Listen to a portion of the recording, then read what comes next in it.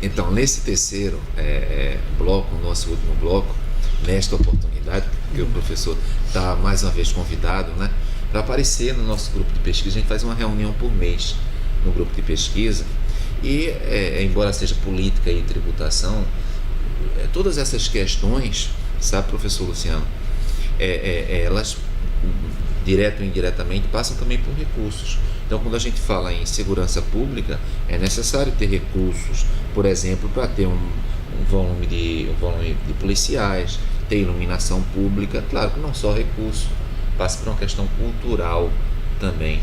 Então, na minha visão, tributação e segurança pública são questões que se aproximam, porque a segurança pública também precisa de recursos, e esses recursos virão dos tributos.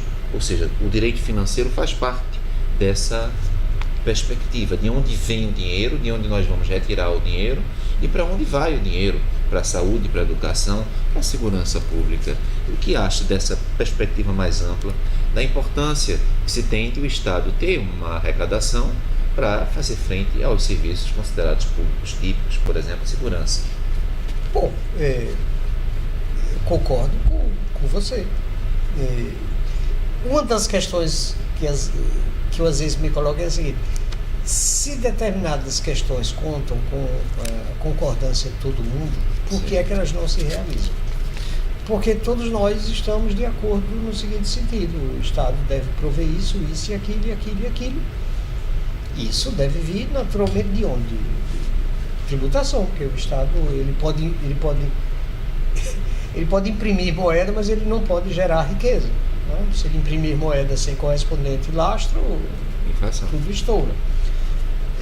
Mas então, eu acho que nenhum convidado que tenha passado por aqui discorda de você em relação a isso. Mas eu te pergunto o seguinte: nós temos, no caso, nós temos um volume de empresas de segurança privada, uma multiplicação de empresas de segurança privada importantes, né?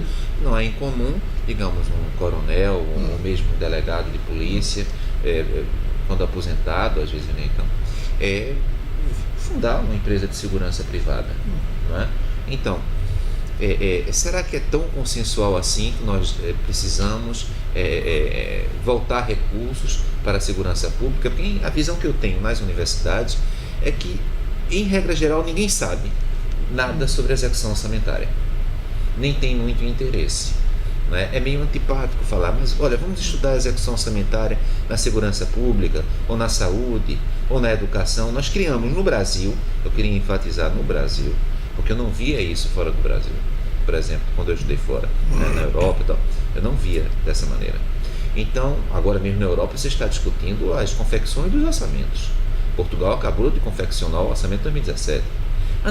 Aqui no Brasil eu não vejo isso. As universidades se voltarem tanto para a confecção orçamentária do ano que vem, quanto para a execução orçamentária deste ano, em segurança, em saúde, em educação. Então a universidade não tem também uma participação nesse divórcio entre o direito tributário, o direito financeiro, e segurança pública, e saúde e educação?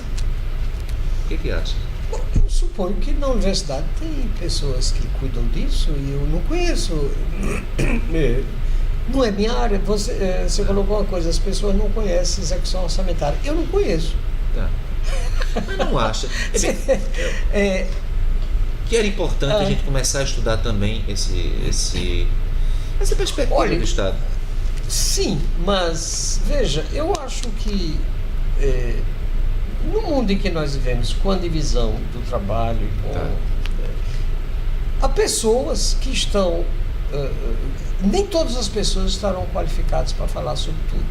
Pode ser que não seja assim a coisa mais simpática que eu estou dizendo. Agora, eu estou pensando no seguinte: com a divisão social do trabalho, que é digamos um processo social milenar, e com a parcelização cada vez maior da sociedade, dos indivíduos, com interesses, com visões, com formações, com atividades as mais diversas, Uma sociedade moderna é exatamente isso, uma sociedade, ela não é mais uma comunidade.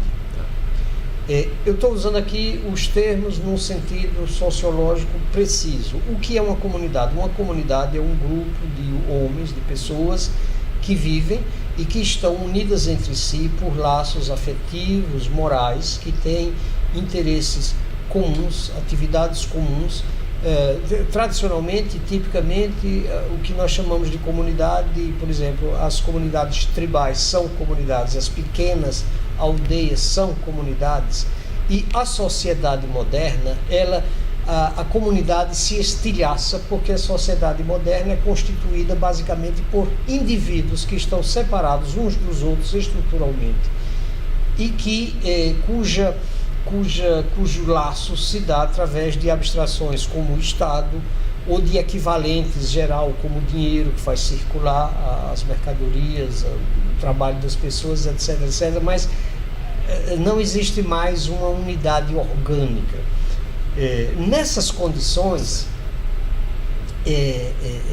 a própria sociedade ela padece de uma certa alienação de si própria. Eu estou me lembrando, desculpe se eu estou parecendo que estou fazendo citações de autoridades da sociologia, mas Max Weber, um autor, Max Weber, que é um dos fundadores da tradição sociológica, ele tem observações sobre isso que são bem interessantes, que o habitante de uma comunidade ou de uma sociedade tribal, ele sabe, ele conhece o funcionamento da sua sociedade num grau infinitamente superior ao de qualquer sábio numa sociedade moderna. É como se ninguém mais controlasse o conjunto, ninguém mais pudesse ter uma ação. Mas eu te pergunto o seguinte. Eu me perdi um pouco, mas olha, veja, eu acho o seguinte. Te provocar um pouquinho? Pode. Eu acho que você, sobre esse assunto, tem coisas a dizer que eu não tenho, a não ser lugares comuns com os quais todos vão estar de acordo. Você não, você terá contribuições pontuais, contribuições qualificadas para intervir no debate, como talvez eu possa para ter uma outra questão. Mas perguntando, dentro da seguinte perspectiva, nós vivemos em uma sociedade onde há o lobby, e os lobbies terminam comandando o orçamento público. De tal maneira que nós vivemos em uma sociedade de lobbies e esses lobbies direcionam o orçamento público, é o que eu te coloco. É possível querer que o orçamento público seja direcionado de uma maneira diferente se nós não nos interessarmos sobre a existência desses lobbies? Coisa simples assim, se há um desvio de bilhões, esse desvio deve ser acompanhado em uma execução orçamentária. Como é que a gente só descobre um desvio de bilhões em algo tão avançado? A gente poderia, se acompanhasse a execução orçamentária, e é claro que acompanhar a execução, só para completar, pode não ser algo tão simples assim, mas a universidade também não deveria ter uma ligação com a sociedade? Depende da universidade. Você fala, a universidade, que departamento da universidade? A universidade inclui medicina, química, física, também sociologia, antropologia, direito, economia, matemática, contabilidade. Então, a universidade não existe essa interpenetração, digamos, saúde. Então, nada tem a ver saúde com matemática, com contabilidade. Termina tendo. Não é porque se um médico, se a pessoa, um pesquisador da área de medicina, ele tem interesse em desenvolver uma pesquisa, ele vai buscar recursos em um grupo de pesquisa, pode ser no mundo empresarial, pode ser no Estado, não é? Muitas vezes no Estado quando não dá lucro. Então não há essa preocupação, os valores que estão sendo encaminhados para a universidade, digamos, federal, não é? Então nós não poderíamos sempre estabelecer essa possibilidade no mundo moderno, acho que é onde há uma interpenetração de conhecimentos. Acho que não. Não, eu acho que algumas pessoas vão se interessar pelo assunto e vão se tornar expertos no assunto, e outras não vão, inclusive porque não tem tesão naquele assunto. Por exemplo, eu. Certo. Certo. Eu acho que outra coisa, lobby é uma coisa, lobby, entendeu? Grupo de pressão é uma coisa. Eu não conheço democracia que não tenha grupo de pressão. Agora, há lobbies e lobbies. Lobby é uma coisa, grupo de quadrilha, de organização criminosa é outra, para desviar recursos e tal. Lobby é um grupo que faz uma pressão sobre o formulador do orçamento para trazer recursos para a sua área de interesse. Nesse sentido, a gente chama de lobby. Lobby, geralmente a gente utiliza a palavra lobby num sentido pejorativo, negativo, que é Mas que não é necessariamente. Não é necessariamente. Veja, por exemplo, já que falamos tanto, Estados Unidos. Lobby nos Estados Unidos não é uma atividade escusa. Não é algo que se faça. Lógico que também se faz em todo lugar. Em todo lugar tem lobby, em todo lugar no sentido de grupo de pressão, que faz as coisas sem estar enfiando o pé no Código Penal. Em todo lugar também vai ter quem enfia no Código Penal. Por exemplo, no Brasil, a questão do aborto. Quando eu falo lobby, no seguinte sentido, existem grupos que defendem o aborto. Existem grupos que não defendem o aborto. E esses grupos, eles se representam, eles se fazem representar. Quando o Supremo Tribunal Federal veio decidir sobre esse assunto, eles foram lá nas audiências que o Supremo fez para explicar os seus motivos. Isso é um tipo de lobby lícito, então, algo perfeitamente natural. Então, se a universidade quer fazer um lobby lícito, defendendo mais recursos para a universidade, isso é perfeitamente possível também, não é? Então, claro, lobby não é algo necessariamente negativo, mas é bom fazer um acompanhamento.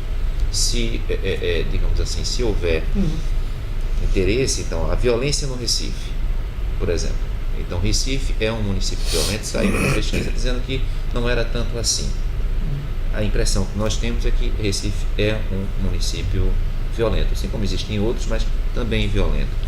Mas não se discute, por exemplo, em uma campanha política, quais são os recursos que estão sendo encaminhados para a segurança pública em Recife. Não é do interesse da população. E, digamos assim, a ideia que eu te lanço é: será que a nossa população poderia ser um pouquinho mais madura para também, ao invés de só ficar interessada em pequenos chavões, em músicas que às vezes ridicularizam outro candidato e tal, a gente também ter essa preocupação com questões concretas? Olha, está mandando quanto para a saúde, para a segurança pública, para o transporte público, esse dinheiro, qual é o percurso desse dinheiro? Ou isso daí é uma quimera, uma fantasia? Na verdade, as músicas pegam muito mais o eleitor, não é? O distrato em relação ao outro candidato, mesmo que não haja programa. O importante não é ter o programa do partido ou do candidato. O importante é chamar a atenção, e isso pode ser através de uma música. Bom, a música a gente não pode se livrar dela, né? Eu, por exemplo, não consigo me livrar da música que passa na minha rua, na nossa rua, Silvia Ferreira em Piedade, com os dois candidatos. Eu não sei se as pessoas... Será que tem realmente alguém que direciona o seu voto em função dessas músicas, inclusive desses programas eleitorais obrigatórios do qual todo mundo fala mal? Eu não sei. Seria necessário uma pessoa mais qualificada sobre eleições e motivações do voto para responder sobre isso. Em relação ao interesse das pessoas por programas, é bom lembrar o seguinte, que no Brasil nós não temos a tradição de termos partidos programáticos. Nós tivemos muito poucos. O PT foi, pelo menos, um partido programático foi um fenômeno novíssimo em termos de política no Brasil. Se você considera que as nossas siglas são um agrupamento dos mais variados interesses em funções eleitorais, e nós temos mais de 30 partidos representados no Congresso e mais uma trintena, eu acho, na fila para tentar... são partidos, são negócios. Me diz uma coisa, então, estupro, está uma onda de estupro, não é? Violência contra o grupo LGBT, também uma onda de violência. Bom, mas por outro lado, há quem entenda que isso não é algo tão novo assim, já ocorria antes, não é? Será que não aumentou a quantidade, não? É impossível saber disso. O que ocorre também é o seguinte, antes Antes, olha, muitas vezes a violência aparece em contextos em que pessoas que estão numa situação de injustiça, como dominados, se insurgem. Isto é, para dar um exemplo assim, fugindo bem daqui, vamos, exemplo, o racismo americano, né? Em seguida, a Segunda Guerra, vamos sair da Segunda Guerra, eu estava pensando na outra guerra, na Guerra de Secessão Americana. Eu quero dizer o seguinte, no sul dos Estados Unidos, em seguida, a Guerra de Secessão Americana, que ocorreu entre 1865 e 1870, se não me engano, aquela da qual, enfim, ao fim da qual aboliu-se a escravidão nos Estados Unidos, começou um tipo de violência contra negros americanos que não havia antes, porque antes havia uma violência natural da escravidão. O cara era escravo, ele vivia sob uma situação de violência. A partir do instante que ele passa a ser um homem livre e ele passa a ter direitos de se organizar, se inscrever como eleitor e por aí vai, enfim, ser gente, a ação dele vai desencadear ações de violência contra a sua demanda por reconhecimento. Então, nesse sentido, saber, por exemplo, se em relação a determinados grupos comportamentais no Brasil há maior ou menor violência, primeiro é difícil, ou se não impossível, fazer comparativos desse tipo, na medida em que, no passado, você não tendo uma sensibilização para o problema, você não tem instrumentos de mensuração, que você passa a ter na medida em que aquilo passa a ser visto como problema. Em segundo lugar, quando você tem uma situação em que, digamos, o dominado conhece o seu lugar e não reclama e curva-se e, enfim, e continua a vida, né, uma vida de exploração ou de humilhação, pouco importa, enfim, uma situação de injustiça em que aquele que é vítima da injustiça, eu não direi que aceita, mas não se revolta. Quando a pessoa se revolta contra uma injustiça, é óbvio que isso vai desencadear fenômenos de violência contra essa insurgência.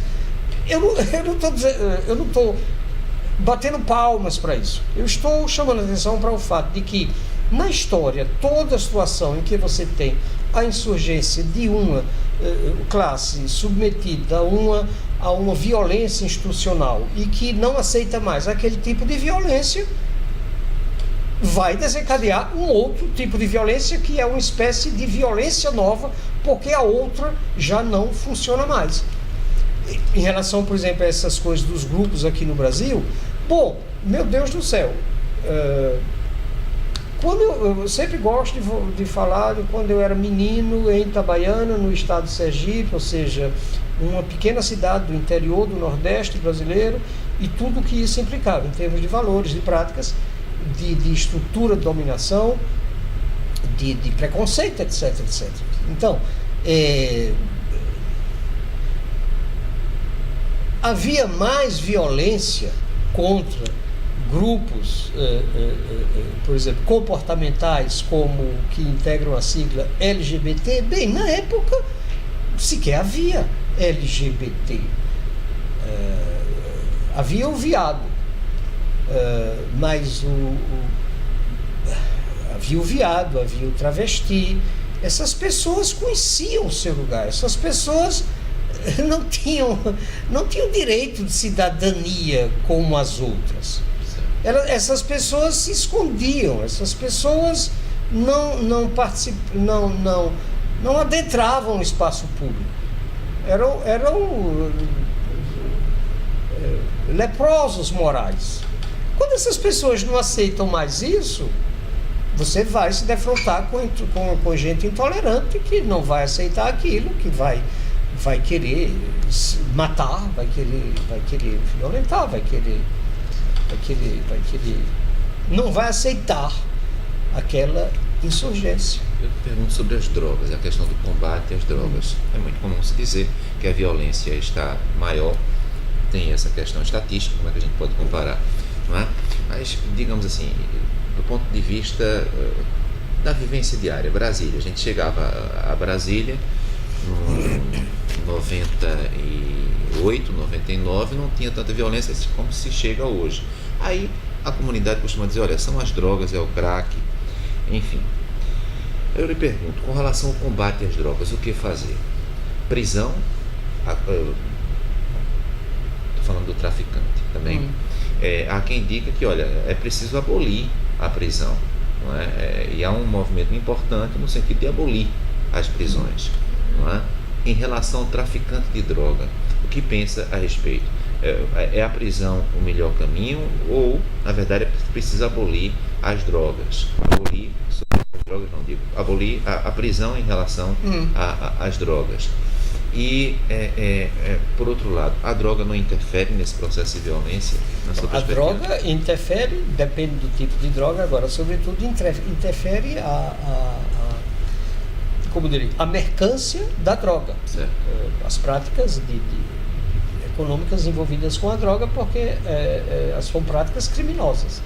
Em relação a essa questão de droga, eu tenho uma posição que precisa ser verbalizada com muita cautela para não se achar que eu sou um doidivanas, mas eu não estou, inclusive, em companhia apenas de doidões, eu estou na companhia de pessoas de respeitabilidade internacional, como ex-presidentes Fernando Henrique Cardoso nosso e Bill Clinton nos Estados Unidos. A guerra às drogas é uma guerra perdida. Uma questão que se coloca é qual é a racionalidade que existe, e não significa dizer que isso vai ser fácil de desmontar, em se criminalizar o uso de substâncias que são drogas, substâncias que causam estados de êxtase, enfim, causam felicidades artificiais, chamemos assim. Quando você tem determinadas drogas, e a mais letal dela, sem dúvida, no mundo, é o álcool, com as quais você convive, não agora, como direi, exaltando o uso do álcool, mas não tratando o abuso, né? Porque o uso social não tem problema, mas não criminalizando o abuso. O abuso de álcool não é criminalizado. O uso de uma droga que, por exemplo, uma droga como a maconha, diferentemente do álcool, que é uma droga excitante, a maconha é uma droga depressiva, é uma droga que leva mais à contemplação do que propriamente a comportamentos violentos. Então, há na criminalização, por exemplo, da maconha, uma racionalidade muito discutível. Então, em relação a essa questão de droga e da violência que a sua presença na sociedade traz consigo, uma discussão que deve ser feita concomitantemente com ela é qual é a racionalidade e a sabedoria que existe em persistir nessa famosa guerra às drogas. Vamos realmente ter que voltar para patamares anteriores de discussão em relação a esse problema. Quanto aí o que é que merece, se é prisão, se não é prisão, e o abolicionismo penal, eu gostaria aí de fazer umas pequenas diferenciações.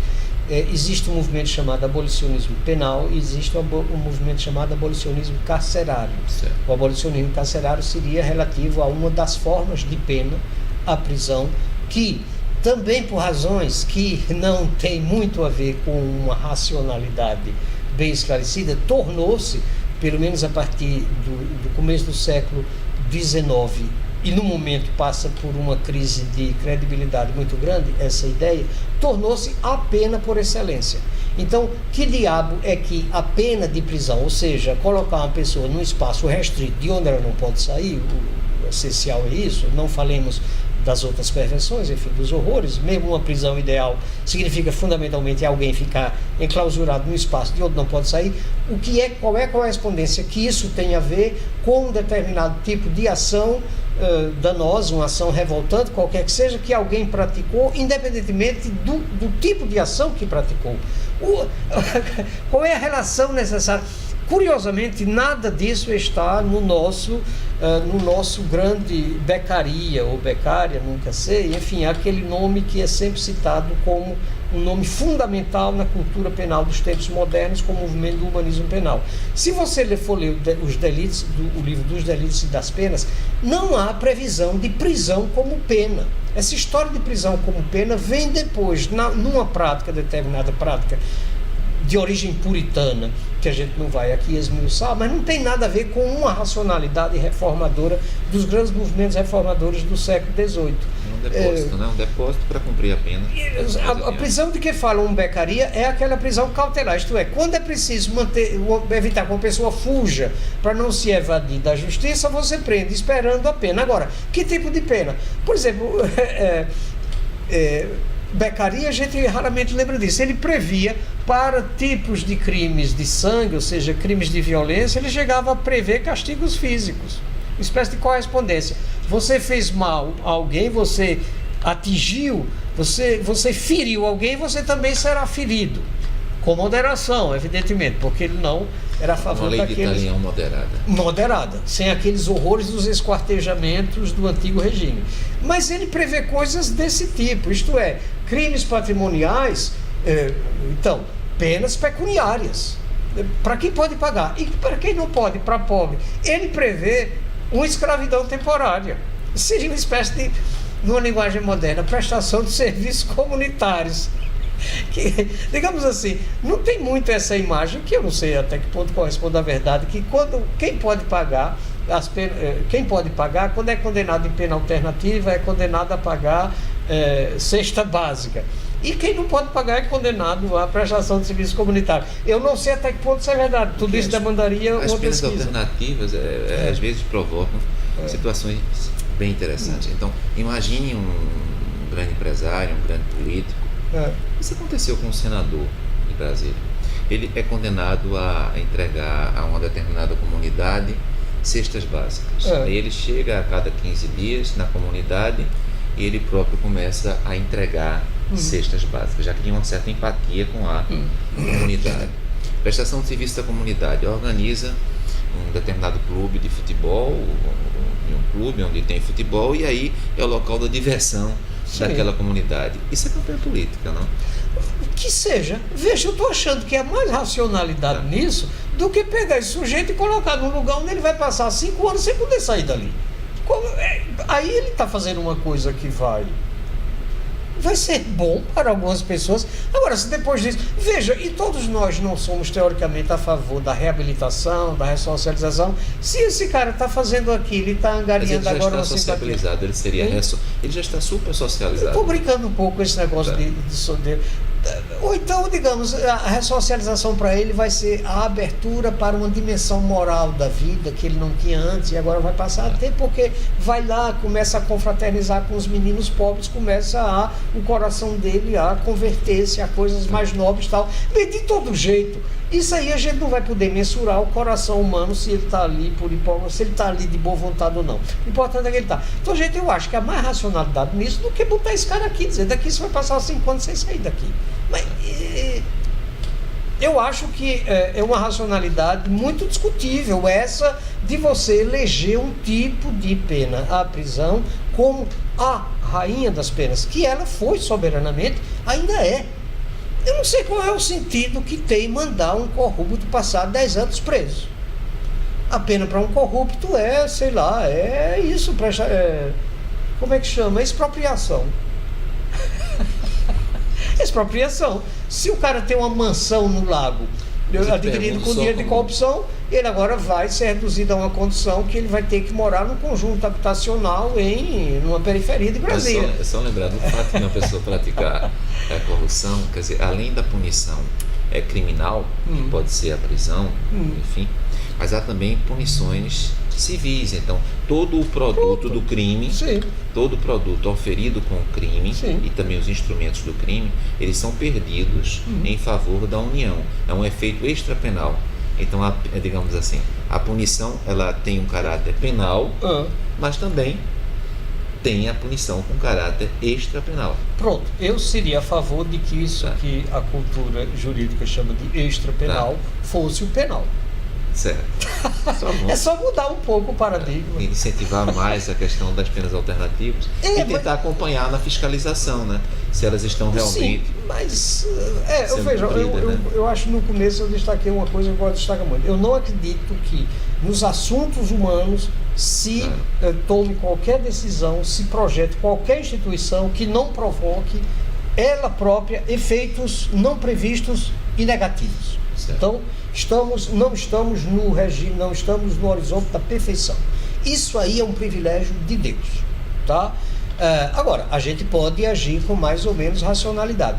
O que eu acho em relação a essa coisa, por exemplo, desse movimento do abolicionismo penal, que eu pessoalmente vejo com muita simpatia, mas sem inocência, procuro não ter, é que realmente a ideia natural, ou seja, as coisas se naturalizam, Hélio. Você vê na televisão, qualquer comentarista de televisão comentando todas as mazelas do mundo, diz assim, com a maior naturalidade do mundo e a maior racionalidade, a maior aparentemente sensatez, lugar de bandido é na cadeia, lugar de corrupto é na cadeia, lugar de não sei o que é na cadeia. Isso é uma coisa, as coisas se naturalizam e as sociedades começam a adotar práticas cuja racionalidade não se põe em questão, porque elas adquirem um movimento de inércia uniforme que prosseguem indefinidamente, como aquela lei de Newton, até que vem uma lei contrária, uma força em sentido contrário, e diga, mas por que isso? Por que esse negócio? É na prisão, é na cadeia? Depende. Tem pessoas que você vai ter de conter em algum espaço, ou impedir que ela vá até tal lugar, porque a presença dela ali vai ocasionar uma desgraça e tal. Isso aí eu não tenho dúvida em relação a essas coisas, não. E para fechar esse nosso bloco, eu te pergunto o seguinte: é um professor com uma grande experiência, não é, no magistério, e aquele aluno que está começando no curso de Direito, no curso de Sociologia, enfim, Ciência Política, teria alguma palavra a falar para esse rapaz, para essa moça que está começando na universidade? Eu vou terminar fazendo uma citação de Graciliano Ramos, que é um dos meus ícones. Graciliano Ramos, digamos, você pediu que eu dissesse uma palavra a alguém que estivesse começando a universidade, então eu vou preferir dizer uma palavra a alguém que esteja terminando, porque é a situação em que Graciliano esteve envolvido. Graciliano era conhecido por sua rabugice. Certa feita ele foi convidado para ser paraninfo de uma turma de formandos no Rio de Janeiro. Era uma turma da qual fazia parte, era clássico, não existe mais o curso clássico, da qual fazia parte o ex-ministro Célio Borja, que eu não sei se ainda é vivo, Célio Borja. Foi ministro do Supremo Tribunal Federal. Político e tal. Bom, Célio Borja é quem lembra-se disso, menino. Graciliano Ramos fez o discurso de paraninfo e ao final disse: eu não desejo que vocês sejam felizes, eu desejo que vocês sejam úteis. Como eu não sou Graciliano e não sou tão rabugento quanto ele, eu diria a esse jovem: eu quero que você seja tão feliz quanto for útil. Perfeito. Então, gente, eu quero agradecer ao professor Luciano por ter vindo aqui essa segunda vez, essa segunda oportunidade. Eu acho que foi muito útil, está sendo muito útil, não é? Conforme foi a colocação última do professor aqui com a gente, e dizer exatamente isso, que o nosso grupo, não, o grupo política e o grupo de pesquisa política e tributação, tem esse desejo de interconexão com outras disciplinas, sociologia, com ciência política, com o processo, com o direito do trabalho, mostrar que é possível, ao direito tributário, ao direito financeiro, esse diálogo. Não é? Diálogo com outros ramos do conhecimento, jurídicos ou não, tá bom? Muito obrigado, professor, por ter vindo. Eu que agradeço.